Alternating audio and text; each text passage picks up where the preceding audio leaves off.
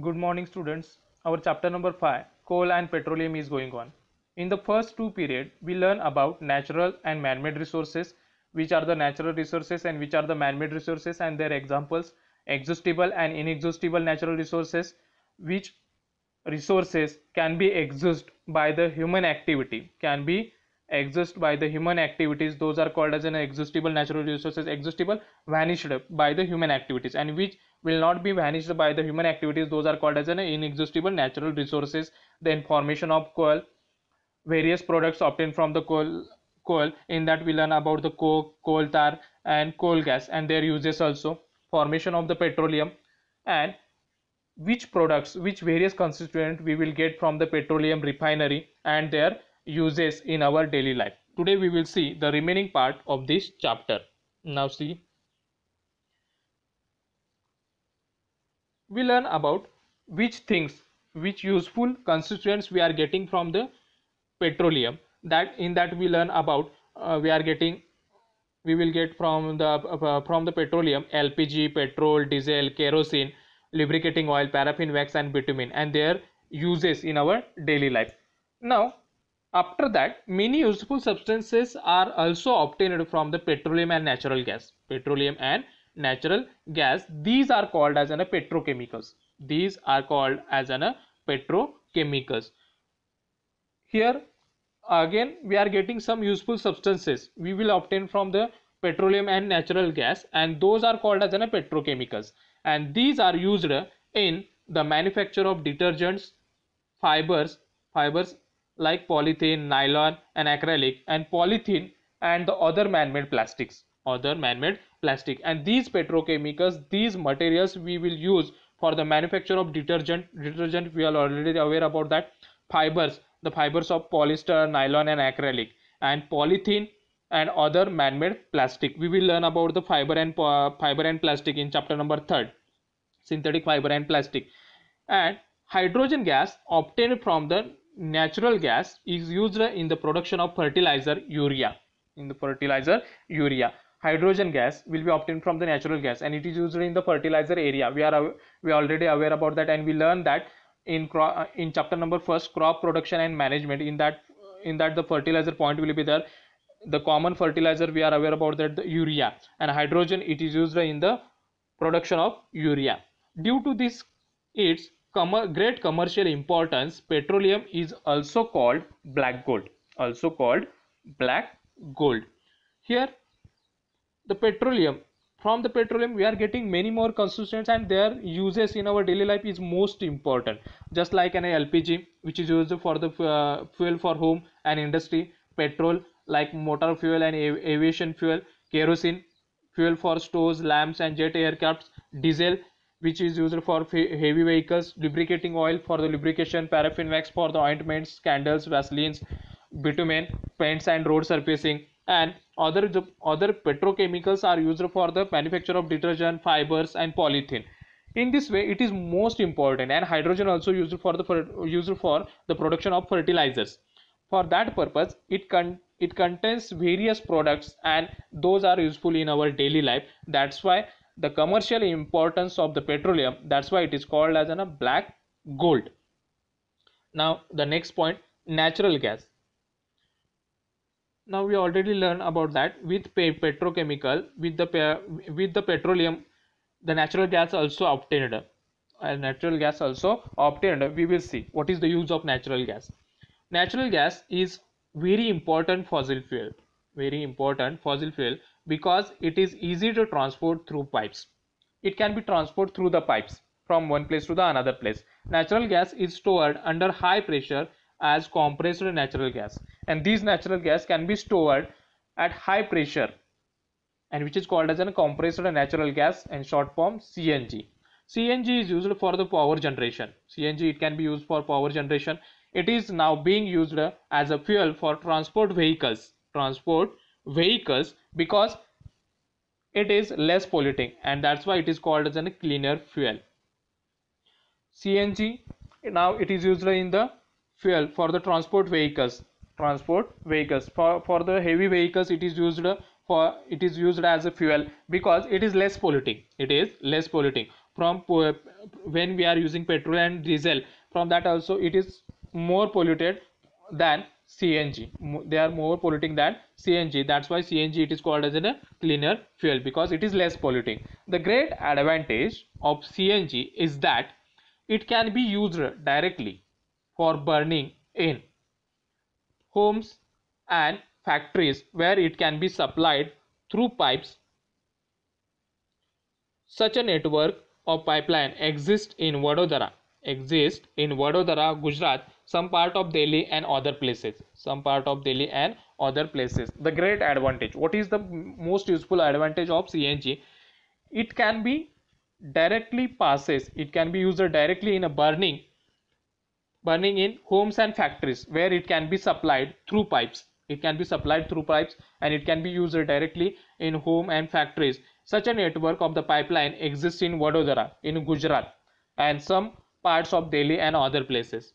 Natural gas is also used as a starting material for the manufacture of a number of chemicals and fertilizers. Here we are using LPG cylinders, but the CNG gas, the natural gas, can be transferred from one place to the another place through the pipeline, and it can be used for the burning. In homes and factories directly. That is a great advantage of the CNG.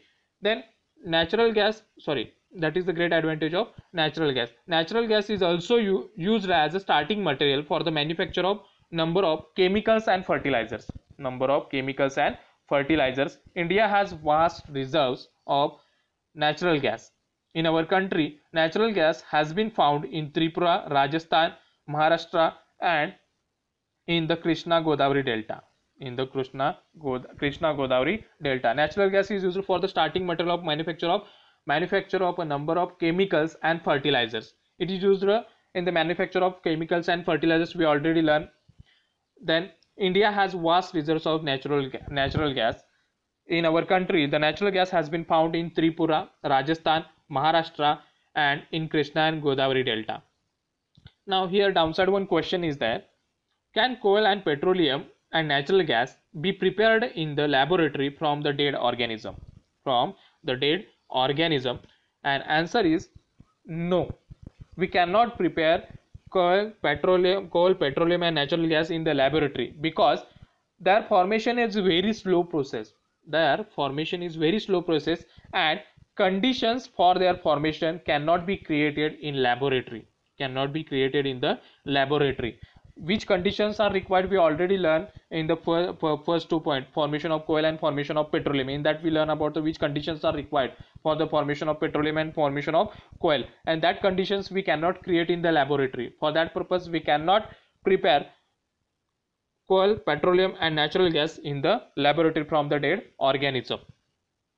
Now the last point of this chapter is some natural resources are limited. At the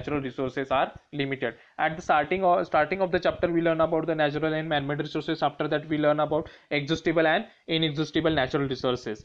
From that, our point is that exhaustible natural resources, here that it is mentioned some natural resources who are present in a limited quantity. We will learn about the exhaustible natural resources.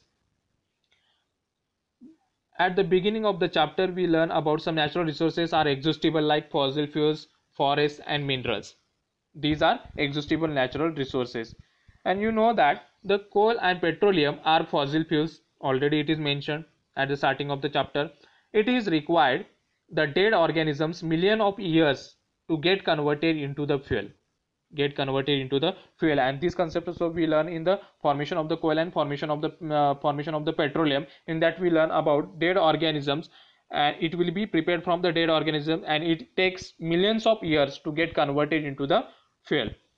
On the other hand, the known reserves of these will last at most a few hundred years. यातले काही reserves आहेत ते काही वर्षापर्यंत काही शतकांपर्यंत ते राहू शकतात, त्याच्यानंतर ते संपून जाऊ शकतील. On the other hand, the known reserves as these will last at most a few hundred years. Moreover, burning of these fuels is major cause of air pollution. I already mentioned that the burning of these fuels is a major cause of air pollution. Their use is also linked to global warming. In 7th standard, we learn about the global warming, how global warming will be formed, the increasing quantity of carbon dioxide in the atmosphere, which leads to the global warming. And when these fuels will be burned, that time it releases carbon dioxide in the atmosphere, and that's why the global warming, the percentage of the carbon dioxide will be increases in the atmosphere, and that's why it is lead to the global warming. Therefore, it is it is therefore necessary that we use these fuels only when absolutely necessary, and we have to use these fuel when it is absolutely necessary, when it is required, and this will result in a better environment, smaller risk of global warming, and their availability for a longer period of time. When we are using other vehicle, other products, other like for short distance we can use cycle, or we can we can go with walk.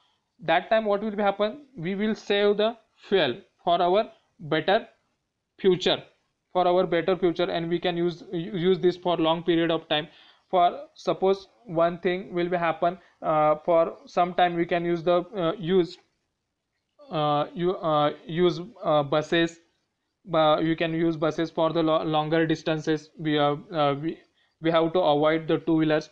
That time it can be save the petrol for our better future. In this way we can we, uh, we can give our best for the better environment.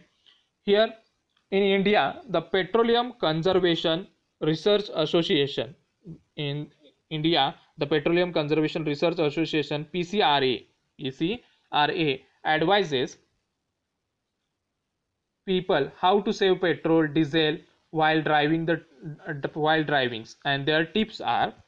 And the PCRA, the Petroleum Conservation Research Association advises people how to save petrol and diesel, and their tips are given. First, drive at constant and moderate speed at far as possible. We have to drive our vehicles at constant and moderate speed far as possible. Second one, switch off the engine at traffic light or at a place where you have to wait. When we are at a traffic signal, or we are waiting for someone, that time we have to switch off our engine. That time what will happen, suppose engine will be started, it uses the petrol which is present in the engine, and it will be totally wasted, because we are waiting, we are not moving from that place. And that time, suppose when we switch off that engine, it saves the petrol for our better future. Third one, ensure correct tire pressure. Ensure correct tire pressure. Tire pressure also required. And last one, ensure regular maintenance of the vehicle.